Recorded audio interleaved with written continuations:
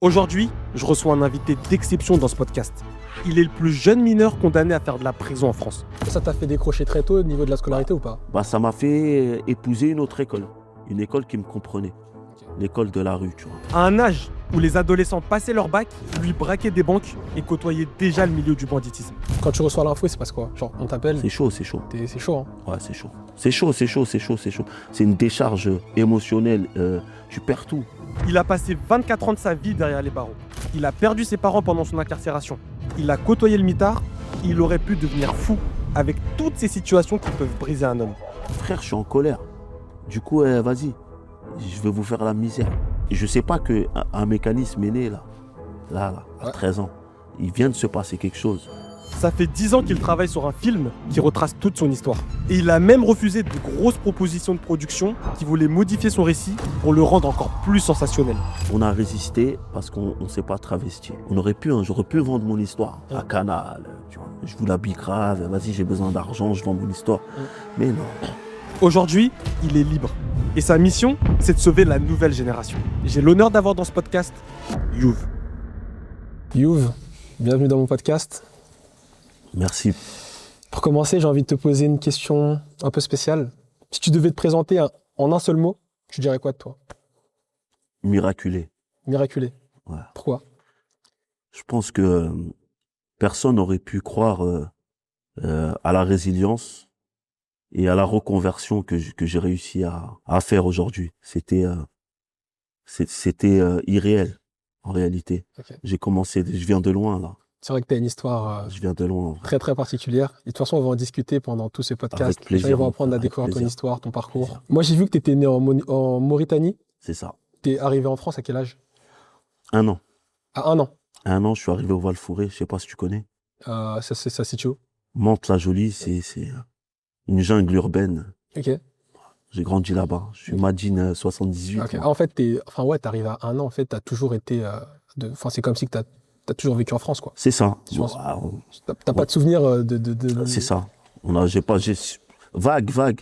Mais avec le récit des parents, on se construit un peu des souvenirs, mais en vrai, j'ai pas de souvenirs. Et elle était comment ton enfance dans le Val-Fouré? Le Val-Fouré, voilà, comme je te disais, c'est une jungle urbaine où il y a beaucoup d'immigrés qui sont, je vais pas dire parqués, c'est un ghetto en vrai. Ouais. Dans les années 80, quand j'arrive, c'est un ghetto. Et nos parents, ils étaient heureux de vivre là-bas parce qu'ils vivaient en communauté. Mais est-ce que ça a été bien pour nous après? Tu vois? Quand je dis ça, c'est que est-ce que vivre dans un ghetto qu'entre nous, sans sortir, aller voir ailleurs ce qui se passe, je pense que c'est... je sais pas si c'est volontaire. Mais en Ok. tout cas, je pense que sortir, s'aérer l'esprit ailleurs, c'est beaucoup mieux que de rester... même si je suis fier d'être d'où je suis. Mm. Et c'est très bien de rester entre des gens qu'on se comprend. Mais c'est bien aussi de sortir et d'aller visiter ailleurs. Et quand tu dis entre nous, tu veux dire entre Noirs, entre Arabes ou entre gens issus des mêmes. Au-delà de Noirs et d'Arabes, c'est entre pauvres, entre familles en galère. Ok. C'est qu'on parquait la misère humaine dans un même endroit. Et c'était ça qui était dommage, tu vois. Ok. Il y avait pas de... T'as eu une enfance heureuse ou une enfance un peu En fait, compliquée, un peu difficile? j'ai eu une enfance heureuse, pour pas te mentir, jusqu'à que je me rende compte que ce qu'on vivait, c'était pas normal, en fait. Ok.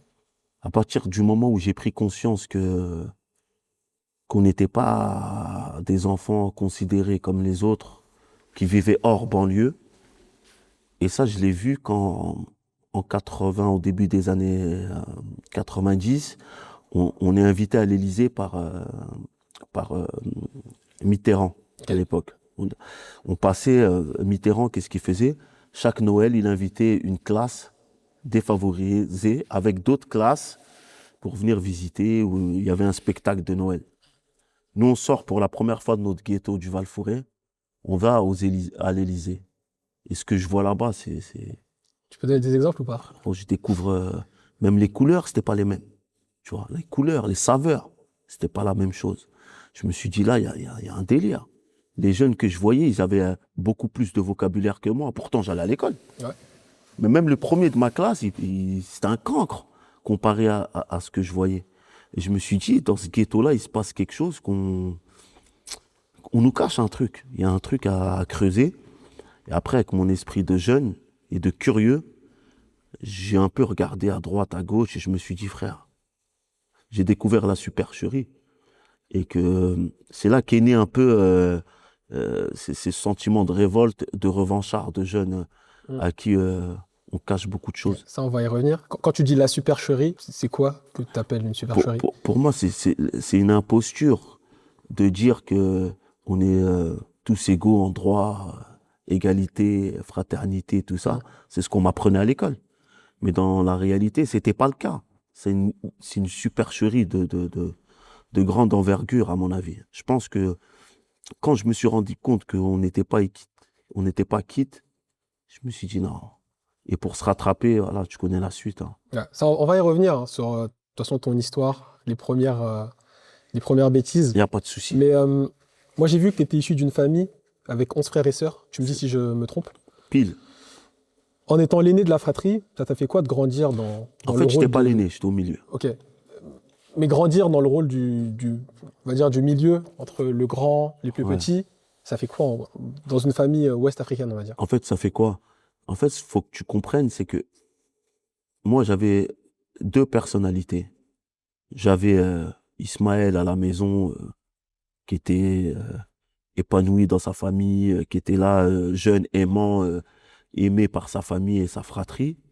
Et j'avais le Youv de l'extérieur, qui devait se forger une carapace pour pouvoir exister déjà au sein du quartier. Okay. Ça veut dire ma place. Je l'avais hein, au sein de ma famille. Mais voilà, on avait un dédoublement de personnalité qui faisait que... Okay. Tu avais la personnalité de la rue et la personnalité de l'enfant. Exactement. Okay. Et c'était quoi l'éducation, enfin dire l'ambiance dans la famille? C'était des parents durs? Tu avais une proximité avec tes frères et sœurs? En fait, dur, à l'époque, tout le monde était dur. Je pense que tous les parents, ils étaient un peu sévères. Ils étaient sévères, c'était pour notre bien, parce que le quotidien, il était très dur à l'époque. Mais c'était une famille aimante. Nous, on a grandi dans la religion. Ouais. On a grandi je suis musulman. On a grandi dans la religion. Du coup, on savait la différence entre le bien et le mal. À la maison, ça s'est compliqué à l'extérieur. Mais l'éducation des parents, pour moi, elle était...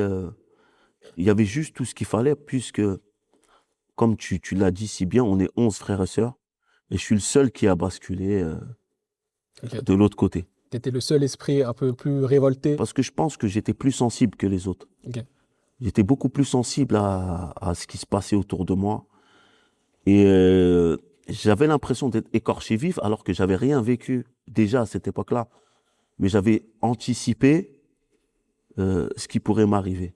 Tu te sentais plus éveillé que les membres de ta famille ou pas, dans le sens où... Je pense plus sensible, pas plus éveillé, plus sensible, plus réfractaire, moins tolérant à l'injustice que je voyais autour de moi. Dans chaque grande famille, il y a un peu le mouton noir, l'enfant qui suit pas les règles, qui est pas dans son rôle, qui se cherche. Tu te sentais un peu dans cette catégorie d'enfants ou pas du tout? Je dirais pas le mouton noir, parce qu'à la maison, comme je te disais, si tu demandais à mes parents qui allait faire des bêtises, je pense pas que c'est moi qu'ils auraient sorti. Ouais.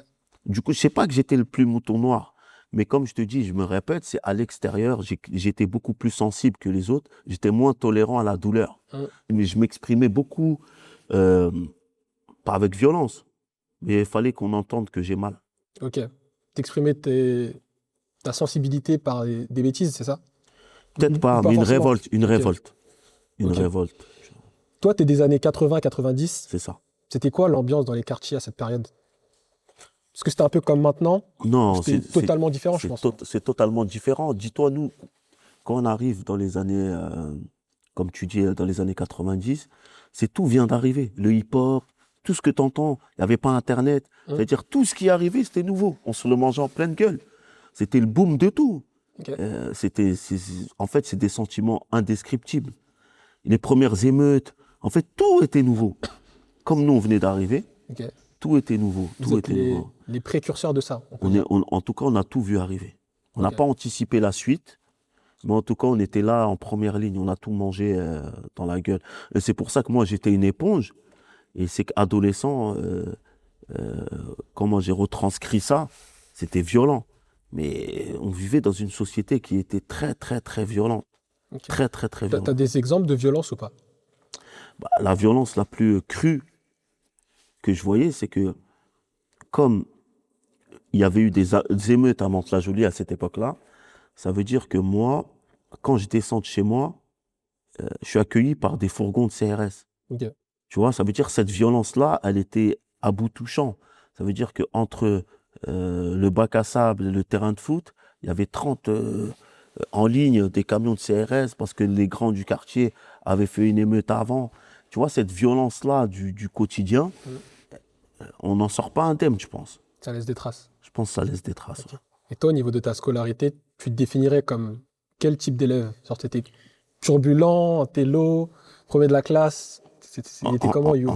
En fait, je me répète, mais à cette époque-là, je pense que le système scolaire n'était pas encore adapté à des jeunes comme nous. Parce que je pense qu'il y a beaucoup qui se retrouveront dans mon récit. On a tous été en échec scolaire. Ok. Alors que on n'est pas plus bête que qui que ce soit. Mm. Mais le système scolaire de l'époque n'était pas adapté. Nos parents, ils venaient d'arriver du bled, ils étaient illettrés. Et tu me dis, va faire tes devoirs. Comment? Tu vois, comment je vais faire mes devoirs chez moi? L'illégalité entre celui qui a un parent qui sait faire des devoirs, qui sait lire et écrire, et l'autre qui ne sait ni lire ni écrire. C'est-à-dire, Ouais. lui, ce qu'il va te rendre dans le devoir, c'est pas le même. Mais toi, t'en prends pas compte, en fait. Tu dis, ouais, lui, il est plus fort que lui, il est super intelligent. C'est pas ça, c'est que lui, il n'a pas les outils pour comprendre ce que tu lui demandes. Et ça, c'est une violence, tu vois. Ça, je l'ai vécu comme violent. Ça t'a fait décrocher très tôt au niveau de la scolarité ou pas? Bah, ça m'a fait épouser une autre école. Une école qui me comprenait. Ok. L'école de la rue, tu vois. Ok. J'ai été de l'autre côté du... Donc, il n'y avait pas d'équilibre. T'as arrêté l'école à quel âge ou est-ce que t'as continué jusqu'au bac? franchement, non. Jusqu'à ce que c'était légal. 16 ans, 15 ans, 16 ans? 16 ans. 16 ans. 16 ans, avec quelques allers-retours en prison. À 16 ans? À 13 ans. À 13 ans? À 13 ans, déjà. Ok. À 13 ans, déjà. Bah, du coup, en me renseignant sur toi, j'ai vu que très tôt, tu étais tombé dans les petits délits. Donc, 13 ans, c'est ça? C'est ça.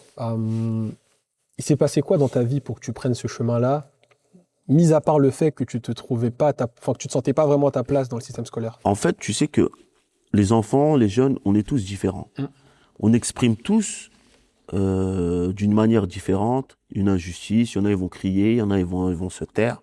Moi, je faisais partie de ceux qui, que quand ils se sentaient injustement sanctionnés, le faisaient savoir de manière très, très violente. Et mes premiers délits, c'était ça, c'était une revanche. Et si tu regardes bien, les vrais délits qu'on a fait, c'était dans des sociétés générales, etc. Pas à 13 ans. Mais c'était dans des pompes à essence. C'était tout ce qui représentait, tout ce que je détestais à l'époque, c'est ce système qui ne me comprenait pas. On s'attaquait à eux. C'est un peu les puissants qui méprisent les plus petits. C'est ça, qui me méprisent, mais que mes voisins, ils ne sont pas encore au courant. Moi, Bien je suis sûr. au courant, Ouais. moi. Mais quand ils vont le savoir, vous allez voir. Du coup, à Tu vois 13 ans, tu fais tes premiers délits seul? J'ai essayé d'engrainer ceux qui étaient un peu écorchés vifs comme moi. Et on a réussi à former un groupe de malfaiteurs petits, hein, qu'on faisait tout et n'importe quoi. Et c'était quoi le type de bêtises qu'on pouvait faire à cet âge-là? Le premier gros délit qu'on a fait, c'était... on avait braqué la boulangerie du coin. Ouais. Et c'était même pas pour prendre de l'oseille, hein, c'était pour prendre des croissants, des conneries, des trucs comme ça. C'était ça.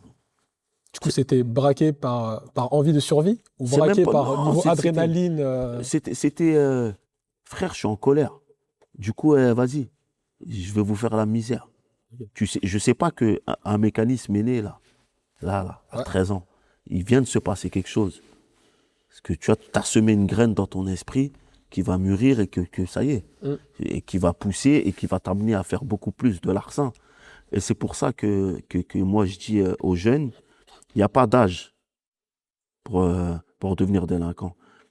C'est dès le début, quand on voit un jeune qui est réfractaire à certaines choses, et c'est là qu'il faut mettre un stop, parce que chez ce jeune-là, peut naître un sentiment d'injustice à tort ou à raison, mais qui peut cultiver à l'intérieur, et quand ça sort, c'est chaud. Et tes parents, ils voyaient venir chose. Ils ne pouvaient pas le voir. Okay, tu camouflais bien. En fait, quand tu rentrais à la maison, tu étais vraiment le Ismaël, l'enfant. C'est impossible à détecter parce que jusqu'à là, je ne me suis pas fait péter. Jusqu'à ce que j'aille en prison. Okay. Et eux, quand je vais en prison, je n'y l'ai fait, moi. Du coup, mes parents, ils croient à 100%. Je dis, mais Ismaël, c'est impossible. Tu vois ? C'est pas un enfant comme ça. Exactement. Du coup, la motivation à cette époque-là, c'est vraiment cette colère que tu as envie de montrer par les actions de tes délits. Exactement. Voilà. En fait, c'est un sentiment d'existence et d'appartenance à une société que je meurs d'envie d'accepter et de vivre dans cette société. Mais je sens que là, tout de suite, j'ai pas ma place. Parce qu'à l'école, regarde, je me sens intelligent, mais pourtant, j'ai des mauvaises notes. Et on ne m'accompagne pas à avoir des mauvaises notes. C'est le seul coup près qui tombe, c'est que tu redoubles. Okay. Tu vas redoubler ta classe. Et c'est ça. Et on accumule, tu vois, un fardeau, on accumule des sanctions, au lieu d'essayer de comprendre pourquoi ce jeune, issu d'une famille de 11, n'arrive pas à faire ses devoirs. T'avais combien de grands frères? J'ai que des grandes sœurs. T'as que des grandes sœurs? J'ai que des grandes sœurs. Et j'en ai 4. Ok, t'as 4 grandes sœurs. Et elles voyaient un peu le chemin que tu prenais ou pas? Ce que j'ai déjà expliqué dans une autre interview, c'est que moi, quand j'arrive en France, mes grandes sœurs, elles sont au bled. Moi, j'arrive avant elles. Ah, ok. Ça veut dire, moi, je suis plus cultivé qu'elles. Ok. Tu comprends? Oui, elles n'ont pas eu l'éducation scolaire que tu as eue. J'étais plus fort qu'elles, alors que j'étais un cancre. Plus tard, elles ont été beaucoup plus fortes. Mais si on parle de cette époque-là précis, quand j'arrive en France, dans les années 90, moi, c'est moi qui savais lire. Elle ne savait pas lire encore. Du coup, tu sais, dans chaque famille africaine, on va dire, la personne qui a les meilleures capacités, c'est un peu le maître de maison. J'étais le traducteur, on va dire, pas le maître de maison. Mais en tout cas, j'étais, par exemple, mes parents, quand il fallait traduire une émission ou quoi que ce soit, c'est moi qu'on appelait. Okay. Pour faire les papiers, c'est moi qu'on appelait. Je faisais n'importe quoi. Okay. Mais ça passait. À quel âge, du coup, tu rentres en prison pour la première fois? Je rentre en prison parce qu'au bout d'un moment, on met dans un foyer.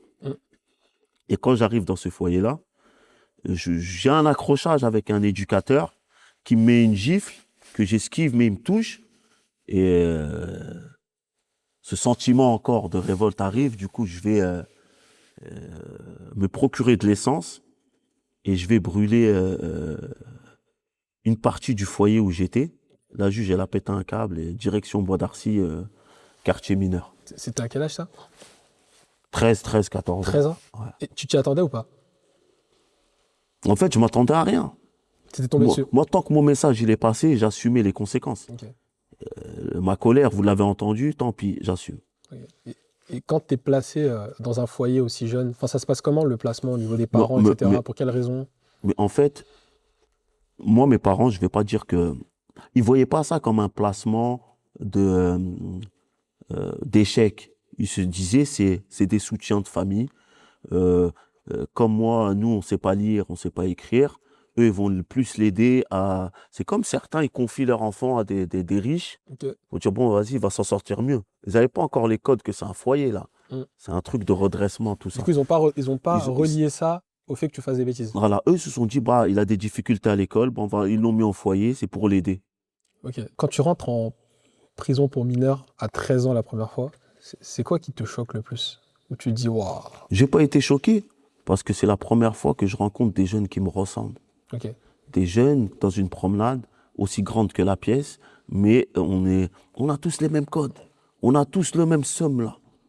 On a tous la même révolte. Okay. Sauf que moi, j'étais là pour avoir braqué... j'étais là pour avoir brûlé mon foyer. Il y en a un, il était là parce qu'il avait braqué une station-service, l'autre truc. Et j'en sors de là beaucoup plus violent. Okay. Parce que j'ai tout appris là-bas. Du coup, ça alimente plus ta haine qu'autre chose, du coup. C'est pas ça alimente, ça me professionnalise dans le crime. Dans le crime. Tu vois, ça me professionnalise dans ce que je voulais même pas faire. Parce que moi, j'étais qu'un petit zef, un petit qui était, comment ça? Ah, toi, c'est comme ça, je te lâchais pas. C'était ça. Oui. Mais j'étais pas un mec qui s'est dit, ouais, là, je vais prendre une carrière de voyou. Non, j'étais un jeune comme tout le monde. mais plus sensible que les autres. Mais quand je vais en prison, je me suis dit, ah, mais en fait, moi, mon comportement, ma colère, elle va trop bien avec ce que je vois autour de moi. Bien. Ces murs, ce ghetto, bah, c'est mon empire en fait. Du coup, tu la vis bien, l'incarcération? Je la vis pas bien, mais je ne suis pas dépaysé, parce que dans mon esprit, c'est sombre comme cet endroit. Ok. Je ne suis pas dépaysé, je ne suis pas choqué. J'en tire le meilleur de ce cauchemar-là. J'en tire le meilleur. T'as fait combien de temps là-bas? Oh, j'ai fait 3 mois. 3 mois? Première peine, c'était Ok. 3 mois. Et en sortant de là-bas, tu fais des contacts, tu fais des... Mais c'est fini. Ma vie, elle a changé là. Pile poil là. C'est pour ça que maintenant, en tant qu'éducateur, je me bats pour que les sanctions soient comprises. Parce qu'il y a des sanctions qui sont irréversibles quand elles ne sont pas comprises. Ok. Il y a un mécanisme qui se met dans la tête d'un jeune et pour le récupérer, c'est chaud. Ok. Et c'est ce qui s'était passé Toi, pour à moi. la sortie de cette peine, tu te dis, C'est maintenant fini. ma vie, c'est ça. C'est pas ma vie, c'est ça, mais ça y est. J'étais parti dans un autre... j'avais d'autres codes. Ça veut dire que je me suis dit, cette société-là, elle ne m'accepte pas. Elle n'est pas faite pour moi. Je ne l'accepte pas non plus. Là, il y a un monde parallèle où tout m'ouvre les bras et où je suis adulé, où je suis respecté et valorisé.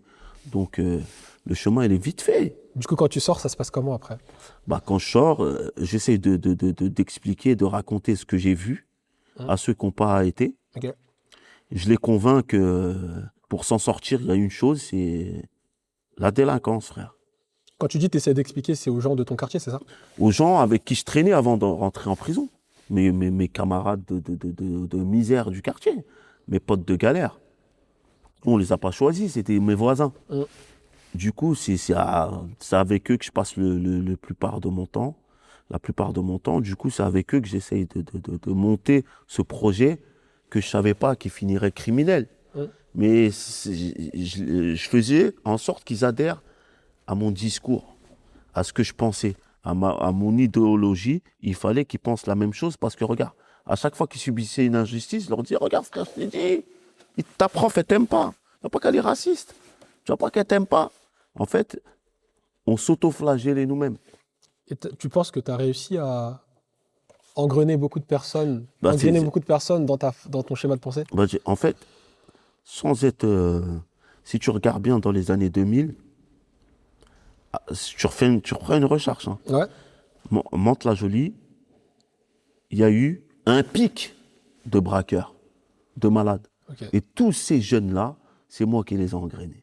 Tous ces braqueurs de banque des 2000 qui étaient à Mantes-la-Jolie, même si je ne les ai pas encouragés, mais le fait de me voir dans cette démarche, et ils ont vu un peu ce que ça faisait, les sous, ce que ça générait, la reconnaissance et tout, tous, il y en a beaucoup qui ont suivi le pas et ça a généré beaucoup d'incarcération. Du coup, tu as commencé les braquages après ta sortie de prison à 13 ans. À 13 ans, j'avais de quoi faire des vrais braquages. Le premier braquage à la Panichaude, c'est la boulangerie. Ouais. À la Panichaude, quand je le braque, j'ai rien. Je dois avoir un petit extincteur ou une petite gazeuse. Mais à partir de la sortie de 13-14 ans, je sais où aller me procurer certaines choses. Ça veut dire que je sais que pour faire un braquage, il faut un pistolet. Même si ce n'est pas un vrai, il m'en faut un. Ouais. Du coup, c'est ça. J'ai ces codes, j'ai cette recette. Même si c'est factice au début, le mec, il ne sait pas en face de toi que tu as un pistolet, un grenaille. Tu en as un. C'est-à-dire, toi, mon objectif, c'est de me procurer tout ça. Toute cette panoplie qui pourrait... Mais pourquoi à cette époque, toi, tu te spécialises dans les vols à main armée, alors que je pense qu'il y avait d'autres business peut-être moins risqués, moins difficiles? Bah, en fait, je pense qu'on ne choisit pas. Il y en a, ils préfèrent le foot que le basket. Il y en a, ils préfèrent le tennis que le ping-pong. Moi, ma sensibilité à l'époque, c'était... je me reconnaissais dans ceux qui avaient cette violence, mais sans maîtriser en vrai. Ok. C'est violent de braquer, mais en fait, tu dois faire attention tu vois, t'es violent, mais tu dois faire en sorte que tout se passe bien dans la banque pour pas que ça parte en couille. Si tu veux ressortir avec l'argent, tu peux pas faire un carnage. Du coup, c'est violent, mais c'est hyper calculé. C'est hyper minuté. Tu peux pas... Ouais. Est-ce que dans ton calcul, il y a les victimes?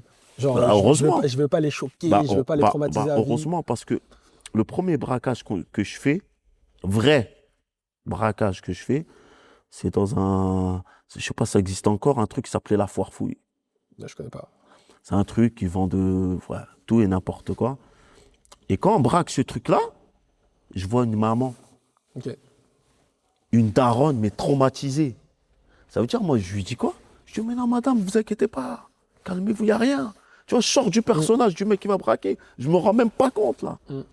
Et la meuf, mais elle capte pas même, elle, mais qu'est-ce qu'il me raconte? Il est là, il est en train de nous braquer. De l'autre côté, il me dit, calme-toi, tu vois.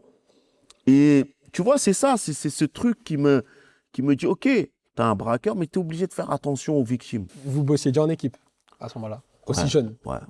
En équipe, on traîne en bande. On fait tout en bande. On fait tout en bande. Tout ce que je fais, je l'ai fait avec des gens. Chacun avait son poste. En fait, c'est pas organisé au début. On rentre et vas-y. Hein. Go! On rentre et chacun il fait ce qu'il a à Du faire. coup, l'organisation, c'est quoi? C'est Youf qui dit à ses potes, Non, on peut aller faire franchement, le truc là-bas, go. on décide de l'objectif. Et on regarde comment on peut revenir au quartier facilement. On y va. Mais il n'y a pas de toi, tu vas prendre la dame, toi, tu vas prendre plein. On ouvre la porte, on court, on rentre dedans. On sait qu'on est à la caisse, on doit la vider. C'est Ok. aucune organisation au début. Et est-ce qu'à cette période, tu peux dire que est-ce que tu te sentais un peu manipulé par, je sais pas, la musique, des Non. films peut-être? Tu sais, souvent, généralement, dans notre Dans le génération rap, actuelle, ouais, je les pense gens, ils que- écoutent des musiques de rap. Ça peut les influencer à se dire, putain, ce qu'il dit, c'est vrai, il faut que j'aille braquer. Toi, est-ce qu'il y avait de ça ou c'était vraiment dans ta conscience? Franchement, Mec, dans une société de merde. en fait, je vais pas, t'as vu, c'est pas du tout, c'est pas du tout le rap ou c'est pas du tout. J'assume mes conséquences et j'assume mes fautes parce que ça vient de moi. Mm. J'ai grandi dans un contexte dans un moment précis qui a fait que ma colère, je l'ai retranscrite de telle manière. Mais j'étais influencé par mon quotidien. Au-delà du rap, le rap, il raconte mon quotidien. Ok. Ça veut dire que moi, c'est mon quotidien, ce que je vivais. Les rappeurs, ils racontent ce qu'on vit. Bah, moi, c'est ce que je vis qui m'a amené à faire des vols à main armée. C'est pas les rappeurs. Les rappeurs, ils arrivent après moi, Ok. Et tu dans t'es la dit- chaîne. Ah, ok. Tu t'es jamais dit un jour, je vais devenir rappeur pour Ouais, raconter j'avais ce que pas j'ai de fait? talent. Franchement, Ok. j'avais pas ce talent-là. Peut-être, mais j'avais pas ce talent-là. Ok. J'étais nul Ok, ok. dans la T'as essayé musique. ou et pas? tout. Non, même pas. J'étais nul, j'étais nul. Ok. Ah, je savais que j'étais trop nul. Et toi, tu le vis comment ton premier braquage aussi jeune? On est content d'avoir réussi. Tu vois, il y a une adrénaline, on est fiers de nous. Mm. Nous, les enfants incapables en échec scolaire, Mm. on vient de réussir à braquer, à prendre de l'argent et de rentrer chez nous, dormir sans se faire attraper. Donc, on n'est pas teubés. Mm. Donc là, c'est un contre-pied à tout ce qu'on dit. Regarde, ils sont derniers de la classe, ils sont nuls. Mais par contre, ils viennent de réussir à te prendre de l'oseille, à se sauver, à rentrer chez eux sans se faire remonter. Donc nous, on était fiers que les cancres, le nom qui nous appelait comme ça, les cancres, avaient réussi leur coup. Du coup, on pouvait être que content. En plus, on a de l'argent. On a réussi. En plus, on peut s'acheter un survêt Sergio Tacchini. Non, on était content. Tu vivais une vie de roi ou pas à ce moment-là? Non, pas à cette époque-là, plus tard. Ok. Mais à 14 ans, c'est juste de la frime. On montre on a des, j'allais dire un mot, voilà, on a du courage. Ok. On est courageux. Et tu sens le regard des gens changer Mais sur il a toi? totalement changé. Tu passes de quoi à quoi, du coup? Je passe du Renoir, d'une famille modeste, qui venait à l'école, ils s'en foutaient sans crème, sans sape, aucune distinction, tu vois. Hyper, voilà, on bricolait, à celui qui est hyper dans l'ordre, qui est hyper construit et qui essaye tu vois, d'inspirer confiance, etc. Tu vois, fallait montrer une bonne image. Là, je viens de faire de la prison. Je peux plus être le mec lambda que j'étais. J'ai un statut à défendre maintenant. Tu vois que les gens ils te regardent avec plus de considération, plus de peur. Je pense plus de crainte. Ok. Plus de crainte, tu vois, plus de crainte. Et les grands, ils disaient, c'était beaucoup plus de la tristesse parce qu'ils connaissaient, ils savaient ce qui allait se passer plus tard. Mais ceux de mon âge, c'était beaucoup plus de crainte, je pense. Ils essaient de te raisonner, les grands du quartier ou pas? Ils essayaient pas parce que même eux, ils étaient en galère, ils étaient dans leur spirale aussi. Ils étaient dans leur combat. En fait, tout le monde était dans un combat à cette époque-là. Chacun menait son combat dans son couloir On ils n'avaient pas le temps de nous raisonner, nous on a le temps aujourd'hui. Mais eux, je pense que c'est pour ça que je leur en veux pas à cette génération d'anciens qui n'ont pas su nous raisonner, parce que je pense qu'eux aussi, ils étaient dans leur galère du quotidien. Et c'était compliqué pour eux aussi d'essayer de sauver, alors qu'eux-mêmes, ils n'arrivaient pas à se Ils étaient en sauver. galère, ils avaient la tête sous l'eau aussi, tu vois. Et toi, tu as ressenti quoi la première fois que tu as braqué une arme sur quelqu'un? Ça dépend à quel âge. La première fois. Je me rendais pas compte. En fait, j'ai braqué, mais comme moi, je savais que c'était une arme factice, pour moi, c'était comme si Pas de risque. c'était un jeu, tu vois. Et pendant combien de temps vous braquiez avec des armes factices? Jusqu'à ce qu'on a eu les moyens d'avoir des vraies armes, jusqu'à qu'on grandisse aussi, qu'on ait eu les moyens financiers et les contacts surtout, pour avoir des vraies armes et se professionnaliser dans le crime. Et pendant toute cette période, Ouais. tu commences à gagner de l'argent, tu changes au niveau vestimentaire, Ouais, totalement. tes parents, ils se rendent toujours Non, pas compte que là, il y a un... non, en fait, c'est pas qu'ils s'en rendent pas compte. C'est que ils ont pas le temps de capter ça. Ok. Nos parents, faut que tu te remettes dans ce contexte qu'on est dans une époque où mon père, il travaillait à la chaîne. Tu comprends? Ça veut dire que quand il rentrait, il dormait, il était plié. Il a servi de combustible à Renault pendant des années. Pas le temps pour l'éducation. Il est même pas, c'est pas qu'il nous a pas éduqués, mais il n'a pas le temps. Lui, il est là pour amener l'oseille. Ma mère, la pauvre, on est 11 frères et sœurs. Ça veut dire qu'elle n'a même pas le temps tu vois, de dire, d'essayer d'instaurer, ça à toi, avec ton esprit, et de dire, je fais pas ça, je vais pas faire ça chez moi, tu vois. Mais ils ont pas, jusqu'ici, ils n'avaient pas cramé. Jusqu'à ma première incarcération, ils se doutaient pas que j'étais un jeune hyper désorganisé, en fait, Ok. dehors. Parce que ta première incarcération, elle arrive à 13 ans. 14 ans, 14 13, ans. 14 ans. Mais quand tu sors de cette première incarcération, c'est quoi le regard de tes parents sur toi, ou de ta famille de manière générale? Mais en fait, comme comme je t'ai dit tout à l'heure, mes parents, je niais les faits. C'est-à-dire que c'était facile à les convaincre, puisque l'image du petit qu'ils avaient en face d'eux, c'était une crème. C'était facile de dire, ouais, écoutez, tout ce qu'ils disent, c'est pas vrai, moi, c'est pas moi, ils m'ont accusé, etc., etc. Du coup, ça passait, à chaque fois, ça passait comme ça. La deuxième incarcération, elle intervient quand, du coup? Pas très longtemps après. Ouais, pas très longtemps après, et après, ça s'est jamais arrêté. Du coup, tu replonges à quel âge? 15, 16 ans, ça y est. 15-16 ans. Pour les braquages? Ouais. Non, j'avais tiré avec un plomb sur un mec, un petit de chez moi. Tu sais, les pistolets Herbol. de fête foraine, avec les billes dedans, là. Ok. J'avais tiré dans l'œil à un petit, et voilà. Hop, la juge encore toi. Hop, et ça retourne. Et là, tu prends combien? Pareil, c'était 3 mois.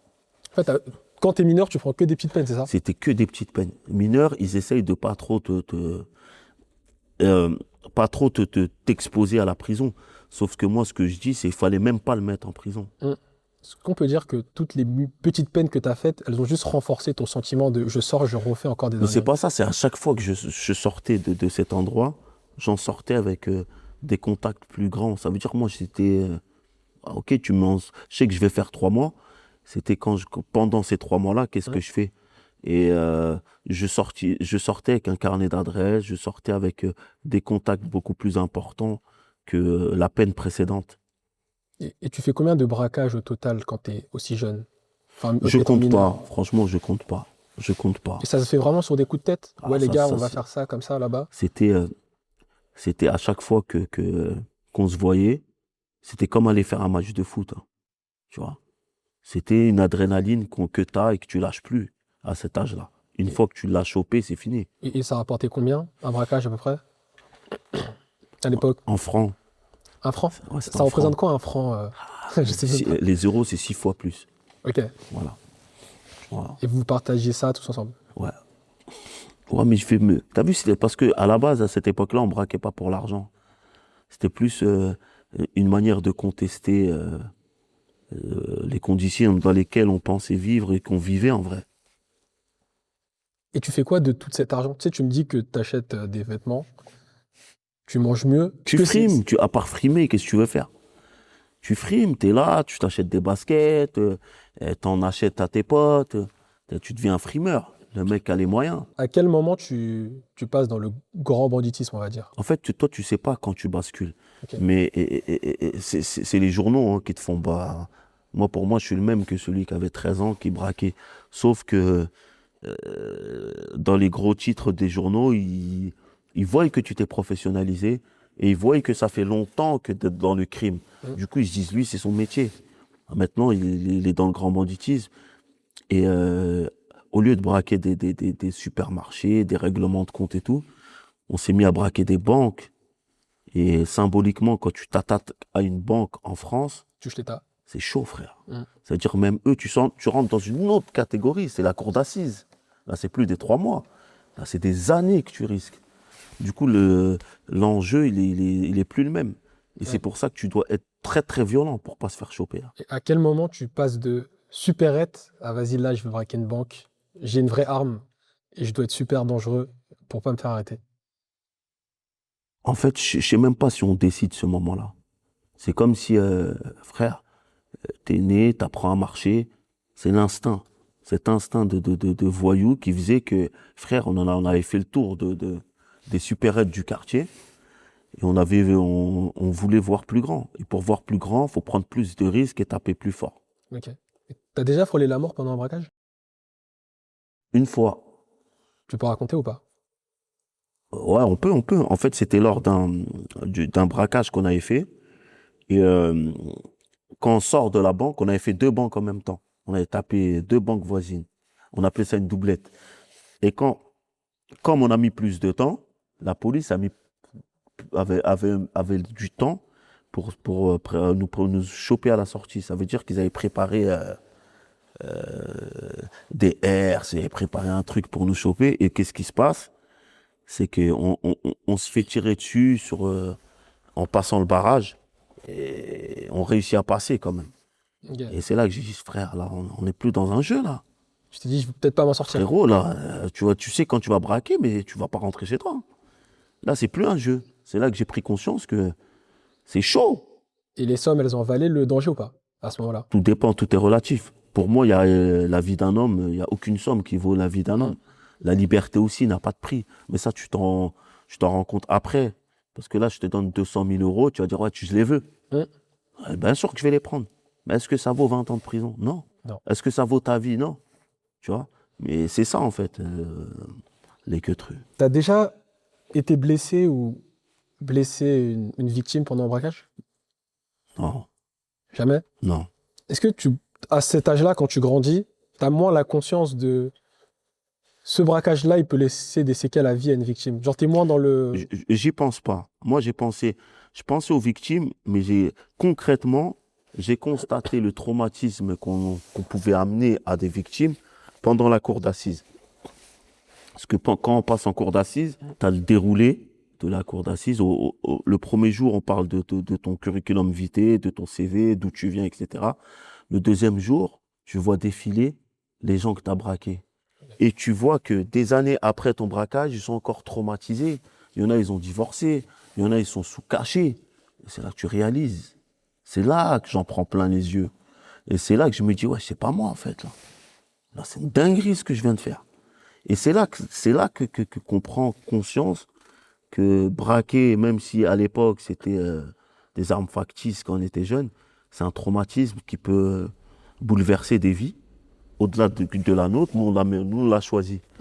Mais Des victimes. ouais, des victimes aussi. Ouais. Malgré ça, tu refais des braquages. En fait, c'est quoi qui nourrit cette envie toujours Non, de mais dire... une fois que je suis passé aux assises, je suis plus sorti. T'es plus sorti de prison à ce moment-là? Ouais, Ok. ça y est. T'avais pris combien à cette peine-là? J'avais pris 30 ans. Dans cette peine-là, tu prends 30 ans? En fait, quand je passe en cour d'assises, je passe 3 fois aux assises. Yvelines, dans la Manche et dans l'Oise. Tu vois? Et quand j'accumule toutes les peines que j'ai prises, c'était 30 ans. J'ai pris 30 ans. Ok. Moi, j'avais compté 24 ans de peine au total, enfin, Non, d'années passées en prison.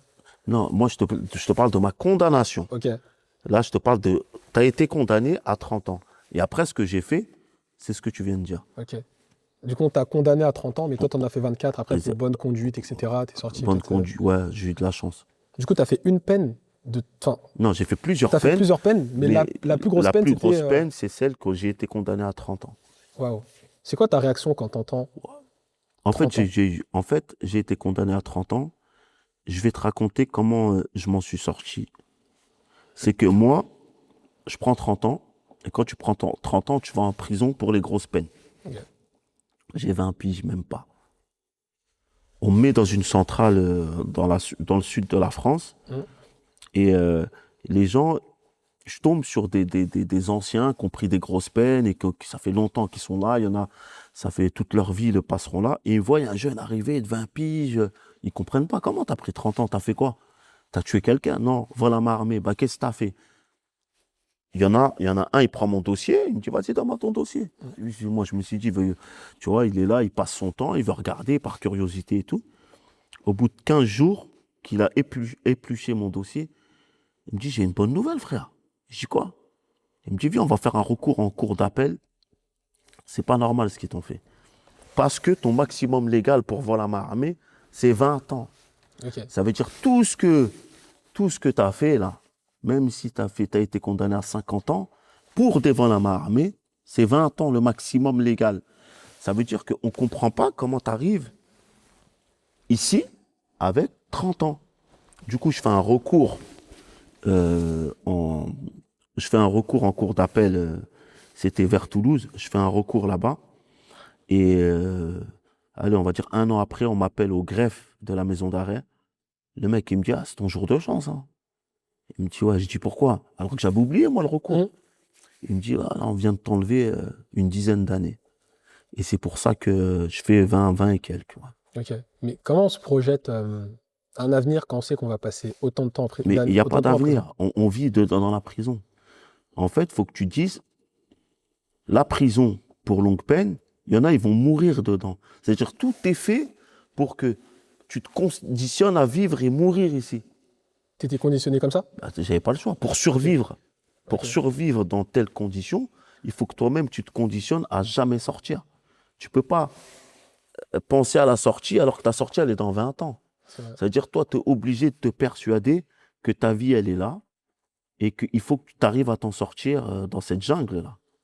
Et c'est ce que j'ai fait, moi. Okay. Et on sait que les conditions carcérales en 2026 en France, elles sont catastrophiques. Est-ce que c'était pareil en... C'était pire. C'était pire. C'était pire parce que maintenant, c'est aussi catastrophique, comme tu viens de le dire.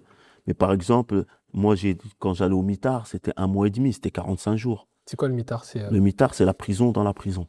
C'était quand tu fais une bêtise en prison, tu es en prison, mais on te met dans une cellule beaucoup plus sévère, du coup, on t'humilie encore plus, tu vois. C'était quoi les conditions d'une prison en mitard? T'es dans le noir complet? En fait, c'est que tu es dans une pièce où il n'y a rien, que tu as tes vêtements, tu as quoi? Tu as une tenue, mais tu n'as rien à manger à part ce qu'ils vont te servir. Tu n'as pas le choix, là. C'est-à-dire, la soupe jus de pisse qui pue, bah frère, t'as que ça. 2-3 carottes râpées, voilà. Tu vois, c'était des conditions hyper compliquées. C'est que maintenant, c'est 20 jours maximum avec la Cour européenne, tu vois. Il y a faut savoir que la France, elle est condamnée chaque année pour leurs états, pour les états des prisons. Tu vois, faut le savoir. Et que, voilà, c'est hyper... c'est compliqué. Okay. Tu m'as pas posé la question, mais je vais y répondre. Je vais te dire pourquoi. Ouais, c'est parce qu'on dit souvent qu'en prison, il n'y a que des Noirs et des Arabes. Ouais. Tu vois, on me l'a souvent dit. Et moi, pendant toutes ces années, j'ai gambergé à ça. Je me suis dit, frère, pourquoi il n'y a que des Renois et des rebeux en prison? Et après, j'ai retourné la question. Je me suis dit, non, en fait, c'est pas ça. La problématique, c'est qu'est-ce qu'eux, ils décident d'arrêter? Si, parce qu'ils ont accès. C'est comme si moi, je suis un pêcheur, je veux que des poissons rouges. Ouais. Bah, je vais attraper que des poissons rouges. Demain, j'ai envie d'attraper des pédophiles et des voleurs à col blanc, je te remplis les prisons. C'est-à-dire c'est un choix en réalité. C'est-à-dire nous, on est là, on dit, ah, putain, avec des Renois. Ben ouais, eux, ils ont choisi d'arrêter que ceux-là et un peu d'autres. Mais est-ce que c'était pas que ceux-là ou plus ceux-là qui étaient impliqués dans les délits? Non, moi je pense que des violeurs, il y en a autant, ceux qui détournent l'argent, il y en a autant. Mais pourquoi comme je ne vais pas citer, parce que je ne suis pas là pour citer de nom, il y a un célèbre chanteur, là, récemment, il y a 30 filles qui l'accusent de viol. Mais il est encore dehors en train de dire, ouais, c'est pas moi. Est-ce que tu penses qu'un Renoir, Pas le même niveau même de chance. deux, pas 30, deux filles et disent tu l'as violé, bah d'accord, d'abord tu vas en prison et après tu t'expliques. Tu vois, ce deux poids, deux mesures, je pense que c'est. D'ailleurs, Voilà. sur ce deux poids, deux mesures, j'aimerais bien avoir ton avis sur pourquoi est-ce qu'on dit qu'un il prend Bah, c'est une moins d'années de réalité. prison qu'un braqueur ou un vendeur de drogue. Mais en fait, C'est quoi qui justifie ce déséquilibre alors que- que... eux, ils essaient de le justifier en disant que celui qui viole, c'est un malade. Du coup, il est considéré, il a cette circonstance atténuante qu'il est malade. Ok. Il n'est pas conscient de ce qu'il fait, il est malade. Du coup, on va lui mettre une petite peine. Mais celui qui va braquer ou voler ou dealer, il est pleinement conscient de ce qu'il fait.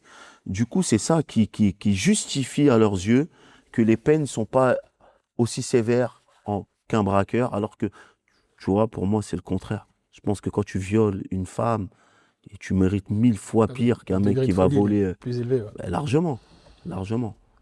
Le code pénal, il a à refaire. Il a à refaire, mais Si tu Ouais. devais changer quelque chose en tant que président de la République, tu ferais quoi? La première chose que tu changerais pour, je sais pas, les conditions carcérales ou dans les lois, tu ferais quoi, toi? moi, je pense que ce que je changerais, Mm. après, c'est que tous les enfants de la République soient vraiment égaux. Moi, c'est mon rêve, frère. Qu'il n'y a plus de discrimination, que ça sert que j'appelle un mec pour un logement, que tu t'appelles Moussa, bah c'est mort. Tu t'appelles Rachid, c'est mort. Tu vois, moi, c'est ça qui me révolte. En 2026, on est encore dans ça. C'est un délire. Tu veux la vraie égalité, Mais en fait, moi, fraternité, etc. pour liberté, moi, égalité, fraternité. c'est un délire qu'en 2026, que pour un poste de taf, parce que tu as un Renoir ou tu as un Marocain, tu as moins de chances qu'un mec qui s'appelle Cyril, a des compétences égales. Tu vois, moi, ça me révolte de ouf. Pour moi, c'est sanctionnable. Moi, voilà, si j'avais un pouvoir, c'est ça, hein, c'est de rendre. Et complètement, je veux qu'on soit sévère avec tout le monde, mais je veux qu'on soit juste avec tous les enfants de la République. De l'équité, quoi. Voilà. Je pense que c'est 100%. hyper important, ça. Tu sais, pour revenir à ton incarcération de 20 ans, Ouais. on fait comment pour avoir de l'intimité en prison? Il n'y en a pas. Il n'y a pas d'intimité parce que pour ceux qui ont été dans les prisons à Bois d'Arcy, Fleury, Auny, La Santé, c'est que vous êtes trois en cellule. Et les toilettes, frère, à l'époque, il n'y avait pas de porte. Ok. Ça veut dire que tu as une cuvette de toilette, ça veut dire que tu dois dire à ton pote, retourne-toi. C'est une dinguerie. Wow. C'est une humiliation au quotidien. Et comment. Moi, j'ai toujours cette pensée, je me dis, mais genre, ils voulaient que je sorte meilleur de là. Ah, c'est impossible. C'est impossible. Tu vois, genre, eux, dans leur tête, ils se sont dit, bon, lui, je vais le mettre dans des conditions de chien, je vais l'humilier tous les jours, et quand il va sortir, ça va être un bon élève. Mais c'est impossible. C'est l'inverse.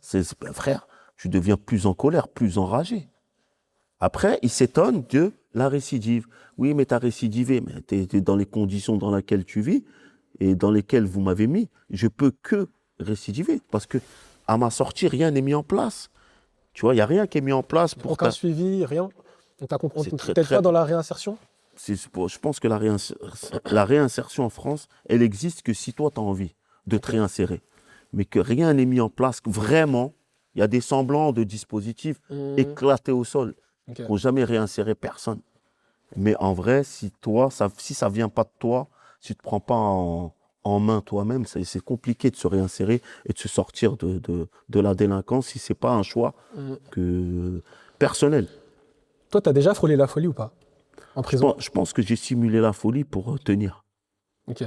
J'ai simulé la folie pour tenir, mais ils sont spécialistes en prison. Ils savent qui est fou, pas fou. C'est qu'un jour, j'étais au mitard, ces fameux 45 jours dans la prison. Et pour sortir du mitard, il y a une personne qui peut te faire sortir, c'est le psychiatre. Ok. C'est le seul qui peut dire, bon, ok, lui, il a pris 45 jours, mais il n'est pas en état pour les faire, bah, il va sortir. Moi, au bout de 10 jours, je simule la folie. Genre, je parle tout seul, je crie, je fais n'importe quoi. Le surveillant, il vient, je fais le zinzin. Le psychiatre, il vient, je descends en bas, je simule la folie, mais ils voient que c'est une simulation parce qu'ils ont tellement l'habitude, frère. Parce que quand il me dit, tiens, les cachets, ça va te soulager, je lui dis, mais je ne veux pas. Je sors de mon rôle de fou. Bah, les fous, ils prennent tout. Ouais. Je te donne des cachets de toutes les couleurs, tu vas les prendre devant lui. Mais quand il dit, vas-y, bah, tiens, ça va te calmer, ça va t'apaiser l'esprit, ça va t'aider à dormir. Et tu viens, tu dis, ah non, ça oublie. Je te dis, bah, vas-y, frère, remonte. Et tes premières années en prison, tu as 20 ans, tu as un gros niveau d'écart avec les autres détenus ou pas? Parce que tu es dans une prison où les gens ils prennent des grosses peines. En fait, en prison, il y a les jeunes majeurs. Okay. Ça veut dire on est avant 21 ans, ça s'appelle un CJD, quartier jeunes majeurs. Ça veut dire on est tous, seuls les mineurs, mais de 18 à 21 ans, on est tous ensemble. Tu as vu des co-détenus ou des gens avec qui tu étais devenir fous ou pas? Mais la plupart. Okay. Mais tu sors pas indemne de ça en fait. Rares sont ceux qui sont vraiment sortis indemnes d'une telle galère. D'où le mot miraculé. C'est pour ça que je voulais introduire notre débat en disant que je suis un miraculé. C'est pas par fierté, c'est parce que les aléas de la vie et j'ai un coup de chance. Si c'était à refaire, peut-être je vais être plus fou que ceux que tu penses qui sont fous.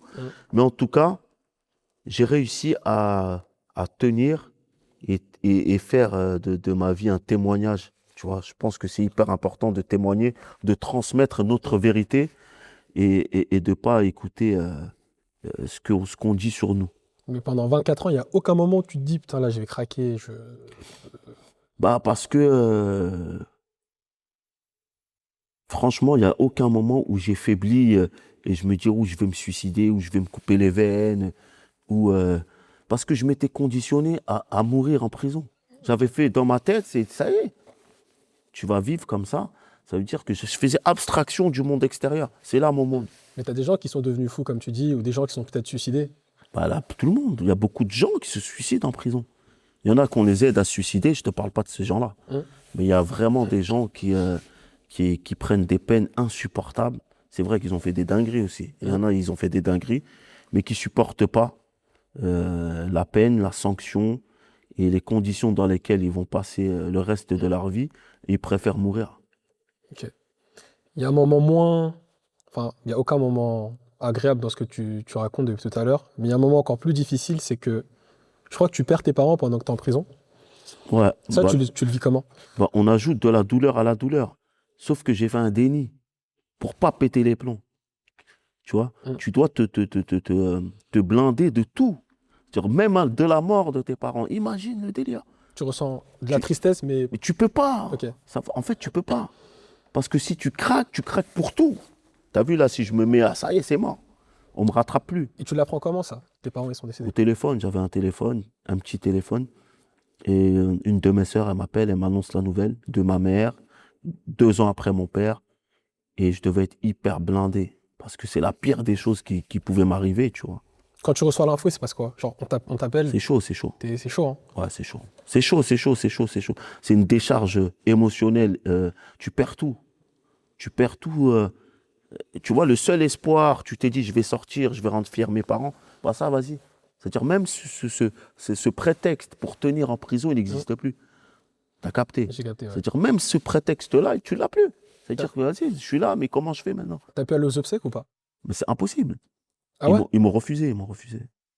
Et ça, tu le vis comment? Parce que ça, c'est hyper dur. En fait, si je devais te compter le nombre d'injustices que j'ai pu subir en prison, t'as tout. Mais en fait, moi, je ne veux pas garder de toutes ces années de prison et d'incarcération une colère. T'as vu? Parce que je sais que la colère, il y a des colères saines, mais la colère, ça te détruit. Ça veut dire que malgré tout ce qui m'est arrivé, il faut que je reste positif. En fait, tu n'as rien laissé te ronger de l'intérieur. Bah, il ne faut pas. Okay. Parce que si tu commences à avoir de la haine, c'est ce qui m'a mené dans les braquages. Regarde, quand j'étais jeune, quand j'avais 12-13 ans, c'est quoi qui m'a mené à commettre à me suicider en vrai? C'est la colère. C'est la colère. Pas réfléchi, pas maîtrisé, pas contrôlé. Tu vois? Et la colère, à chaud, tu prends rarement les bonnes décisions. Et c'est pour ça que, malgré toutes ces injustices qui m'ont empêché de voir mes parents une dernière fois, mon père il était malade, je voulais sortir, j'ai tout pour les détester. Mais il faut faire de tout pour faire un monde et pour avancer. Si je veux avancer dans le positif, il faut que j'arrive à faire abstraction de tout ça pour faire du positif. Si je reste dans la rancune indéfiniment, c'est fini. Tu peux pas vivre Bien avec sûr. que des rancunes. Faut pas oublier. Tu vois, je conseille aux gens de jamais oublier, mais de pas vivre avec des rancunes, parce que ça fait pas avancer les choses. Ouais. Tu Tu vois, pourrais remercier la prison pour quelque chose ou pas? j'aurais jamais, jamais de Ça la t'a vie. plus fait du mal qu'autre chose. En fait, la prison, c'est une machine à broyer, c'est une machine à détruire. Il n'y a rien de bon en prison. Tu remercies la prison. Bon, en tout cas, peut-être certains remercieront la prison, mais moi, je peux, avec ce que j'ai subi là-bas, Mm. c'est pas de la rancune, mais en tout cas, j'oublie pas. Et c'est pour ça que je dis que je suis un miraculé. Avec tout ce qui m'est arrivé là-bas, que je sois là à ton micro, Tu essayer ressors avec la d'écrire ça, tête. c'est clair. Pour l'instant, jusqu'ici, tout va bien. C'est. Waouh. Mais quand on est en prison, on a des permissions. Ouais, Il me semble. à la fin, quand tu as purgé ta peine, quand il te reste plus rien. T'en avais pas avant? Non, mais en fait, des permissions, tu as toujours des permissions quand Mm. il te reste peu de temps au début de ta peine. Tu vas pas en permission, tu vas pas revenir. Bien sûr. On te donne des permissions quand ils voient que ça y est, tu es permissionnable. Il te reste, allez, sur 20 ans, il te reste 2 ans à faire. Tu vas pas te sauver, tu as fait le plus dur. Mm. Du coup, voilà. C'est à ces moments-là que j'ai eu des permissions. Mais mes permissions, c'était hyper violent parce que le monde, il avait changé autour de moi. C'était une dinguerie. Mais j'ai appris très vite. T'as pas le temps Tu sais, quand tu sors d'une telle peine, parce qu'il n'y a personne qui va faire les choses à ta place. C'est-à-dire, frère, t'as pas le temps de dire, ah, je sors de prison, il faut que ça, et j'ai un temps de réaction. Non, il faut que tu sois tout de suite dans le bateau et tu dois pagayer comme les autres, frérot. Il n'y a pas de champ en prison, oublie, ça, c'est ton dos, ça. Ça, c'est ton problème. Tu as fait tes 20 ans de prison, on ne veut pas savoir. Avance au même rythme que les autres. Tu dois courir plus vite parce qu'ils ont pris ta 20 ans de retard. Mm. Ça veut dire que toi, tu dois accélérer là. Mais tes amis d'avant. Mais T'es en prison il y en a, ils sont morts, il y en a, ils sont morts. Il y en a, ils sont là, mais ils ont leur vie à faire. Ils se sont posés. Grâce à Dieu, ils n'ont pas fait de prison comme moi. Du coup, leur vie, elle a totalement changé en 20 ans. En 20 ans, tu n'es plus le même homme. Bien sûr. Comment Mais t'as des nouvelles d'eux pendant les 20 ans de prison ou pas? Très peu, très peu, très peu. C'est grâce à Facebook hein, que j'ai revu des visages. Tu vois. On dit souvent que les gens avec qui tu étais quand tu faisais tes bêtises, quand tu prends de grosses peines, bah malheureusement ils sont plus trop là. Ouais, mais il ne faut pas leur en vouloir. En Mm. fait, il ne faut pas leur en vouloir parce qu'ils ont leur vie à mener. C'est vrai que c'était un combat commun qu'on avait, c'était une idéologie commune, mais tu ne peux pas en vouloir à celui qui. Toi, tu as une mentalité qui aide, il y en a, ils ne l'ont pas. Mais en fait, moi, je pars. Il faut assumer ce qu'on est seul et sans attendre de personne. Tu n'attends rien de personne. S'il t'aide, c'est un bon. Mm. Tu vois. Mais s'il ne t'aide pas, il ne faut pas dire que c'est un chien. Ben, c'est comme ça. C'est comme ça. Quand on sort d'autant d'années de prison, 24 ans, comment on se dit stop, j'arrête les bêtises, je me focus, je fais des choses bien. Mais- Quand on a connu surtout que ça dans sa vie. En fait, comme je viens de te dire, c'est que j'ai appris à avancer sans colère. Puisque la colère, c'était la colère qui me menait vers... Tu as le droit d'être déterminé, tu vois. Mm. Tu as le droit d'être ambitieux, tu as le droit d'être revanchard. Mais tu n'as pas le droit de t'autodétruire, tu vois. Quelles que soient les raisons, même si tu es dans le vrai, ça ne justifie pas que tu passes 20 ans de prison, que tu fasses pleurer tes parents, tout ça. Mm. Je me suis dit que, à ma sortie de prison, qu'il fallait que ma vie soit un témoignage pour les gens et c'est hyper important d'avoir des gens, même il y a des gens qui sortent de longues maladies. Tu vois, c'est des témoignages importants de Ouais. vie. Pour ceux qui ont le cancer, voilà, moi je me suis battu, j'ai réussi. En fait, on a besoin d'exemples positifs, même si c'est du négatif qui t'a mené à faire ce combat-là. Mais t'en sors positif, bah, c'est ça qu'on va retenir. Je ne suis pas là pour glorifier ce que j'ai fait. Pas du tout.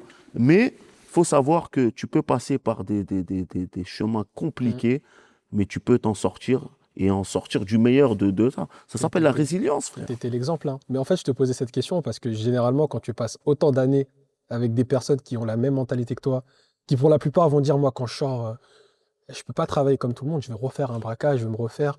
Genre, il y a un pourcentage très minime des gens qui se disent, je vais sortir et je vais essayer d'impacter positivement les gens. Tu Est-ce sais que tu as pourquoi- pris conscience de ça pendant ta peine ou après ta peine, à ta sortie? Non, ça, j'ai pensé avant au message que j'allais faire dedans.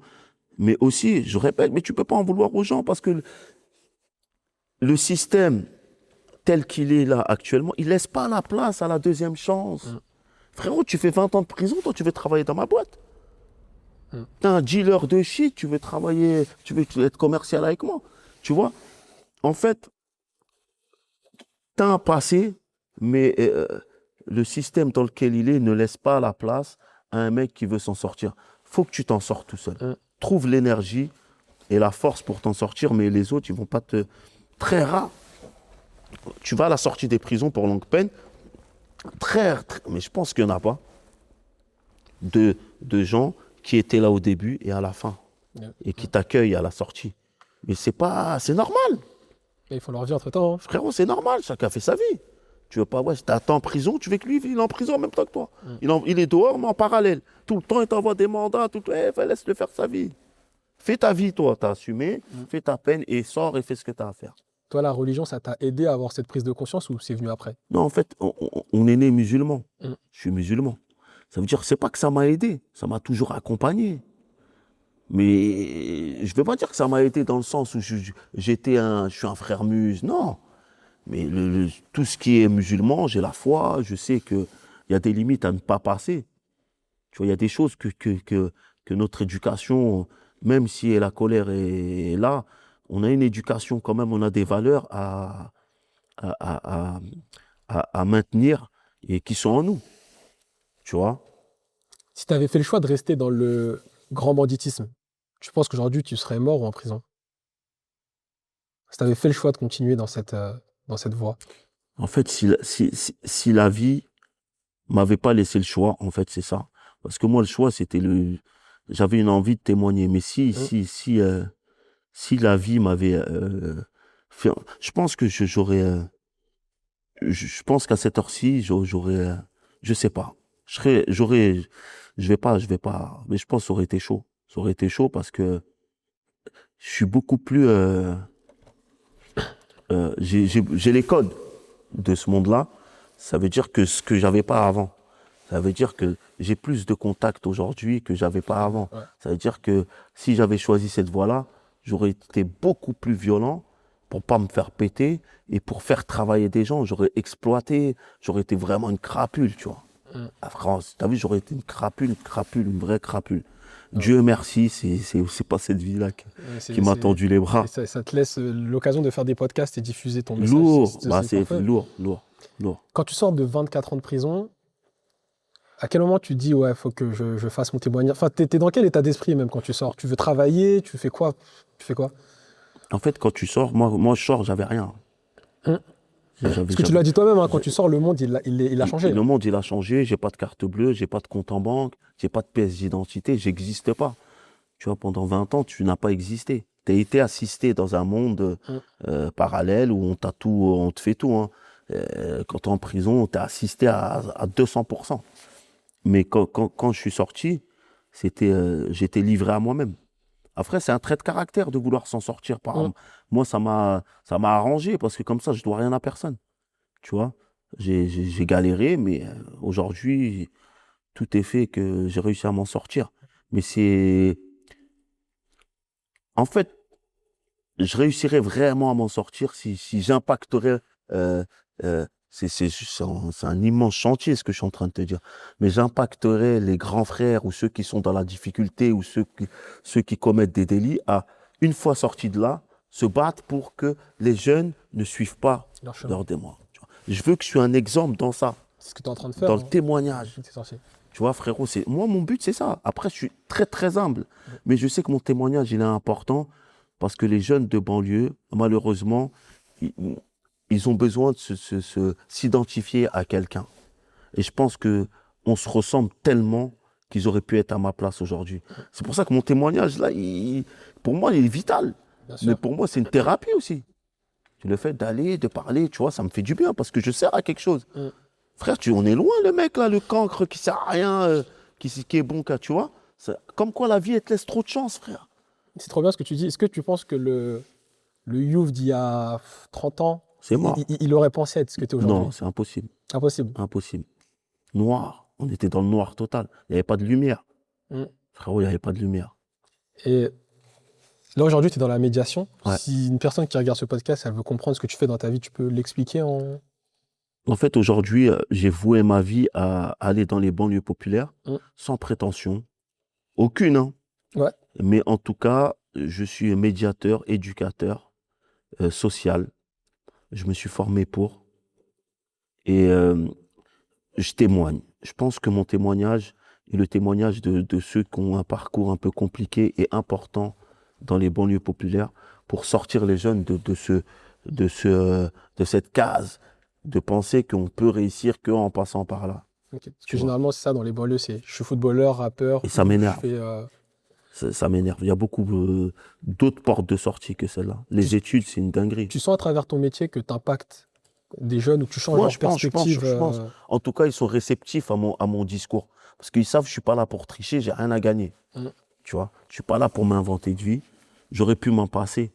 Je suis là, c'est pour eux. Mm. Tu vois, je suis totalement pour eux et c'est pour ceux que j'ai perdu aussi.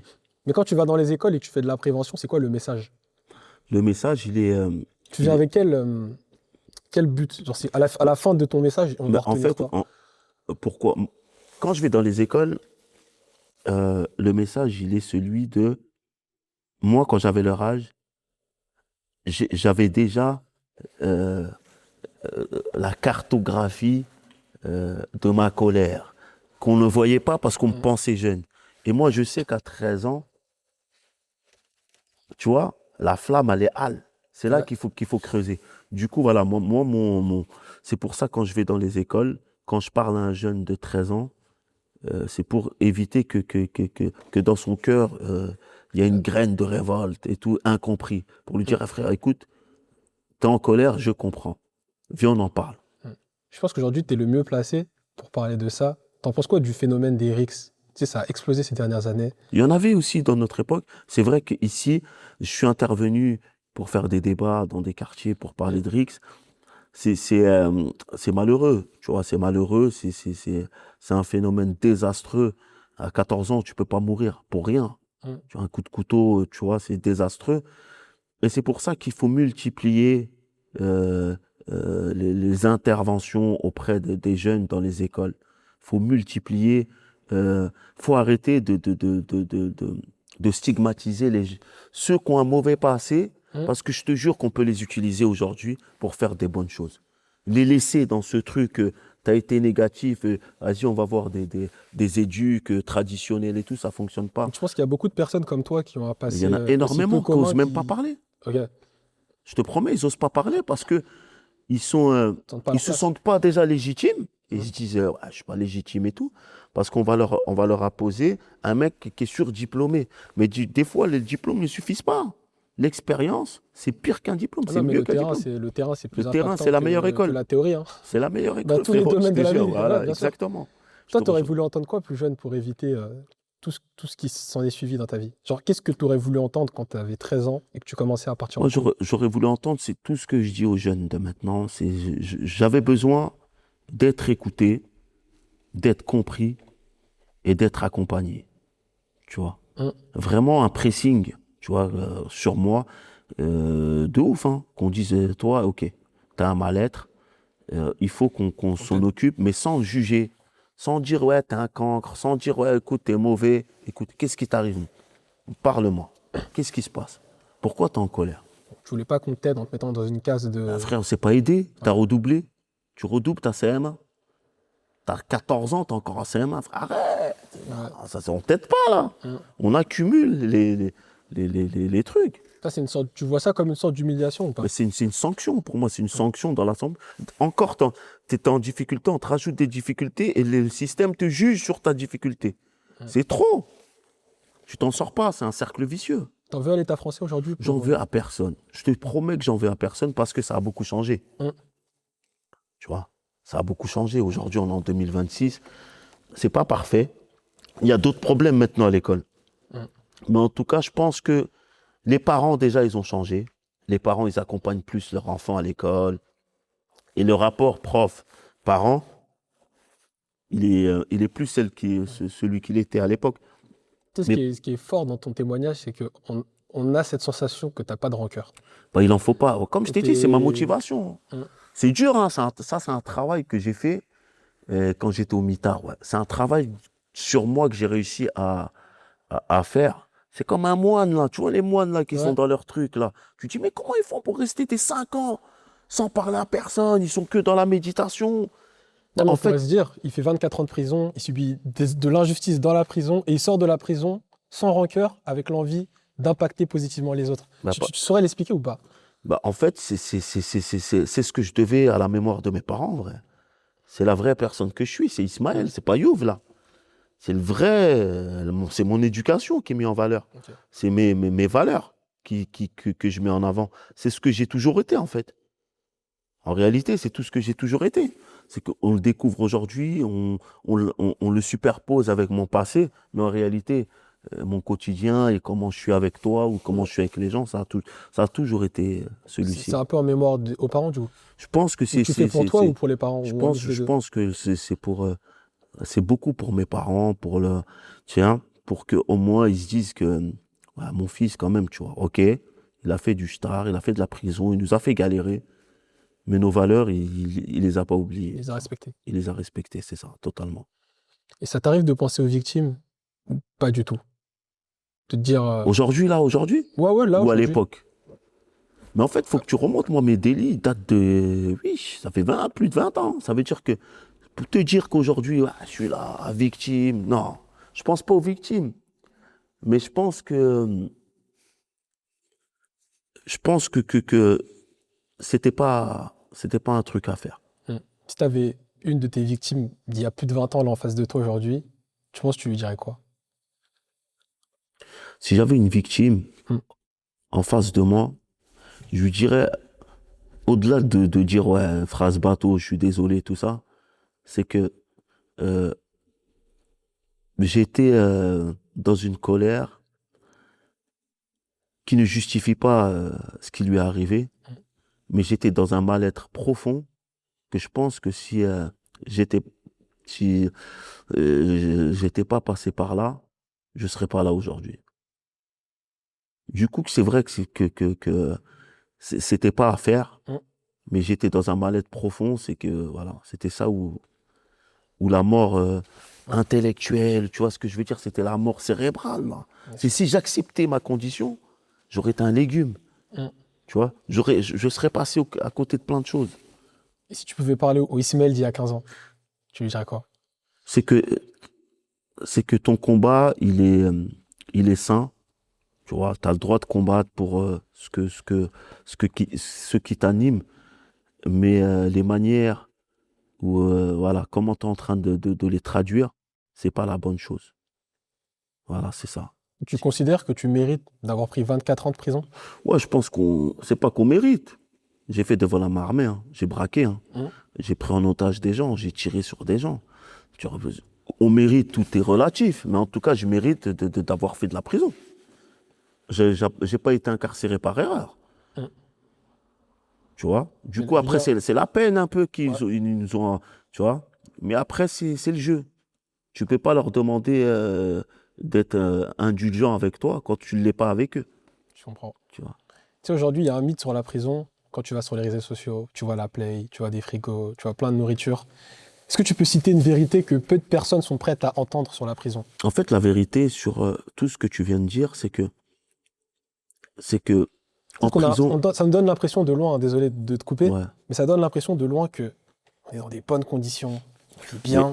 mais en fait, il faut que tu saches que ces conditions-là, elles sont tellement factices qu'elles durent le temps d'un snap.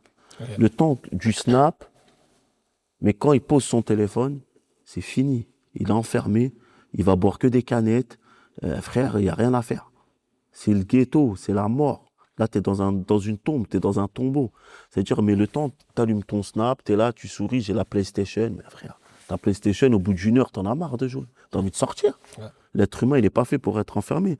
Ça veut dire que les réseaux sociaux amplifient certaines choses qui sont irréelles en vrai. Ok. Et tu peux citer un mensonge que tout le monde croit, que tout le monde pense vrai sur la vie d'un voyou? Un Putain, mensonge, ouais. un mensonge que l'on donne ou que l'on fait croire quand on est un voyou, c'est qu'on pense qu'on est heureux dans ce monde-là. Alors que le plus gros mensonge, c'est que moi, je connais pas de voyous heureux. C'est pour être dans ce monde-là, il faut être profondément malheureux. Mm. Profondément malheureux. Un mal-être profond pour euh,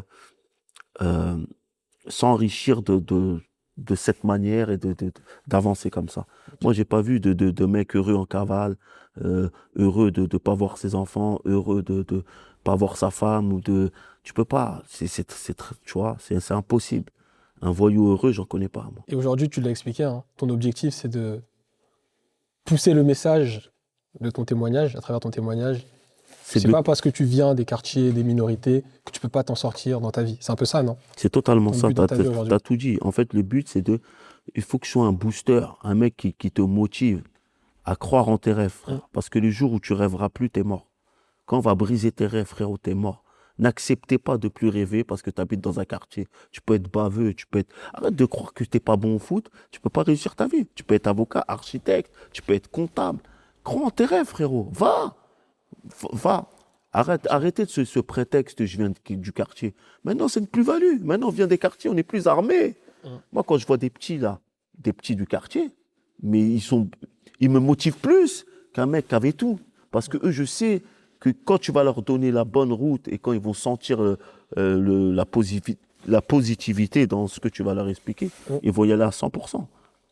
Ils ne déçoivent pas. Quand ils sont écoutés, compris, t'es fou. Ceux qui viennent de banlieue, pour moi, c'est les jeunes, c'est les meilleurs jeunes que j'ai croisés dans toute ma vie. Quand ils sont encadrés, dirigés dans ce qu'ils veulent faire, quand ils entreprennent un truc, ils sont chauds. Parce qu'après, il y a plus d'armes qu'il y a 20 ans. C'est un autre La monde. technologie, C'est ouais. un autre monde. Maintenant, tu as plus d'outils, tu as plus d'exemples de réussite. Tu vois, tu as beaucoup plus d'exemples de réussite, des mecs des quartiers, des mecs de banlieue, des Renois, des Rebeux, et même des Blancs. Tu vois que maintenant, dans les quartiers, il y a beaucoup de réussite. Ah ouais, Ça veut dire que maintenant, ça y est, motive-toi, rêve, frère. Toi, tu es fier de voir cette diversité, même au sein de l'État, de cette diversité de couleurs, de toutes ces choses qui se passent actuellement? Je suis très fier de cette génération.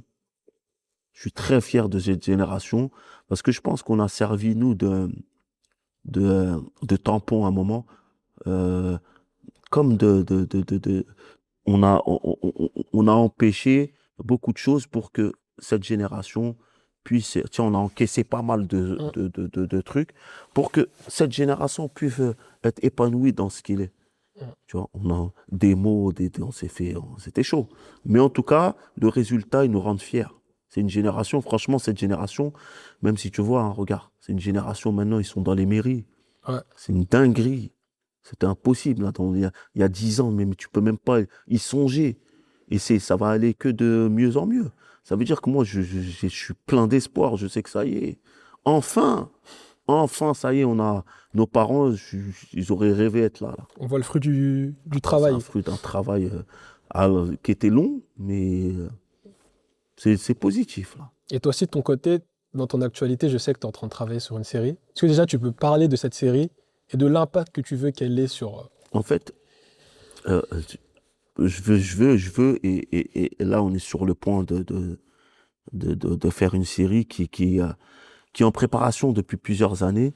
Sauf que à chaque fois que j'avais rendez-vous avec des producteurs, ils voulaient s'accaparer notre histoire et la remodéliser et faire du sensationnel là-dessus. Et nous travestir dans le sens où ils voulaient que... Moi, je pense qu'on a assez humilié nos parents en nous disant « Ouais, vous êtes des voleurs, des braqueurs et tout », que nous-mêmes, quand on va faire un film, frère, on va mettre ça en valeur. Ouais.